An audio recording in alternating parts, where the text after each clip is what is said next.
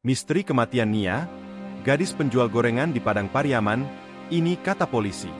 Penyebab kematian Nia Kurniasari alias NKS, gadis penjual gorengan di Padang Pariaman yang ditemukan terkubur di kayu tanam, Padang Pariaman, Minggu, 8 September 2024, sore, masih jadi misteri.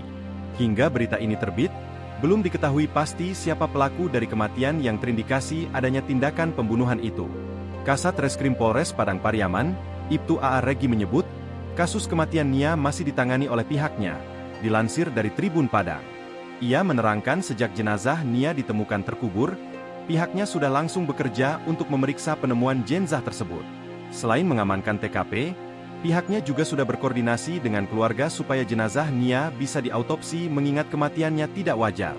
Hasil autopsi ini, kata Regi belum bisa dibeberkan pihaknya, karena masih menunggu laporan lengkap dari RS Bayangkara. Ia menyebut hasil autopsi baru bisa diungkap dalam beberapa hari ke depan, karena prosesnya baru berlangsung kemarin, Senin, pagi.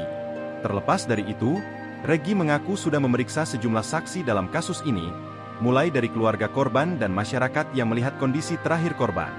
Kasat juga menyebut bahwa kematian Nia mengarah pada indikasi pembunuhan, mengingat kronologis dan keterangan dari sejumlah saksi.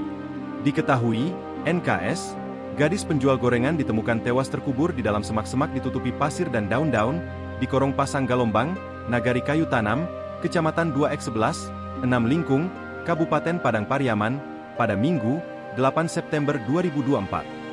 NKS sebelumnya, dikabarkan telah menghilang sejak 3 hari lalu, dari hari Jumat hingga akhirnya ditemukan pada Minggu sore. Setelah ditemukan, betapa terkejutnya orang tua NKS melihat kondisi terakhir putrinya ditemukan. Download Tribun X sekarang, menghadirkan lokal menjadi Indonesia.